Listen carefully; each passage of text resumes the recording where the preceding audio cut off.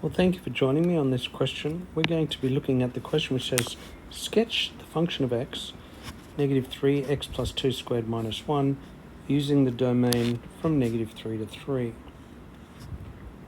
Well, looking at this graph, all we've got is our parent function, which is simply x squared, and now we end up with our function which negative 3 x plus 2 squared minus 1. Let's look at this. This means x plus 2. When you've got an x plus 2, it's a translation to the right, left 2 units. This has been stretched by a factor of 3 in the opposite direction, so we end up with a negative x squared instead of positive x, and this just means drop everything by 1. Well, let's answer this question as if we're not worried so much about all of the different transformations and stretches. We start by saying our initial x is negative 3. So where does it start? Our domain is negative 3. So we substitute negative 3 for x, and we get negative 3 times negative 1 squared. So negative 3 times 1 is negative 3, and that's negative 4. So it's starting at the point negative 3, negative 4. Now, where does it exit our domain? At 3. So our exit point, where its finishing point, is 3. So substitute 3 for x. And so we've got negative 3 times 5 squared. So negative 75, take 1, negative 76. So 3, negative 76. Now, our turning point will be, and this is a very quick look and write the turning point because it's sitting there in the equation. The turning point is, because it's translated 2 units to the left, it's turning at negative 2 because our original parent function turned at the origin.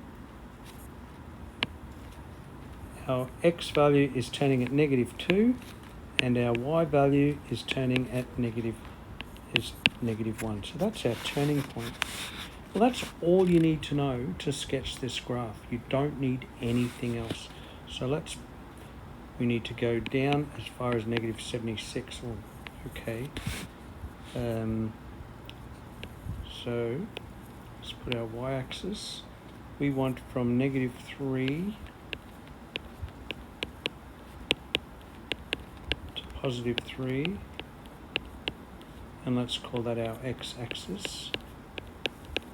And we want on our y-axis from 0, we need our highest value is negative 1, down negative 76. So let's do it like negative 20, negative 40, negative 60, negative 80, because we've got to have these starting points. Our starting point is negative 3, negative 4. So negative 3, negative 4. So that's negative 3, negative 4. Our end point is 3, negative 76. So there's negative 70, negative 76. 3, negative 76. Our turning point, our maximum, because it's a negative quadratic, is happening at negative 2, negative 1, and that's just below the x-axis. That's our turning point, negative 2, negative 1. If it's turning there, we know that it's reflecting off. One more critical point is when x equals 0. So let's do that. Function of 0, that's the y-axis intercept.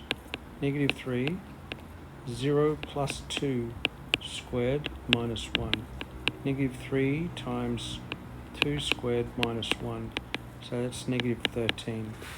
We've got to know where it crosses the y-axis. That's negative 13. And we know it's going to be reflecting around this line here. So if this is at negative 4, this is at negative 4. We don't need to graph that, but we can. And then we plot the points. That's the maximum, and then the parabola goes there. And that's all we do, right? This is our maximum point here. And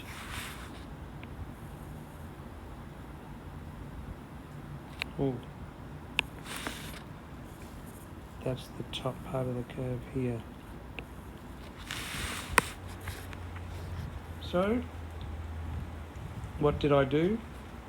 I found the function of -3 where we enter. I found the function of +3 where we exit. We don't put arrows because it's from and to. It's restricted between those points.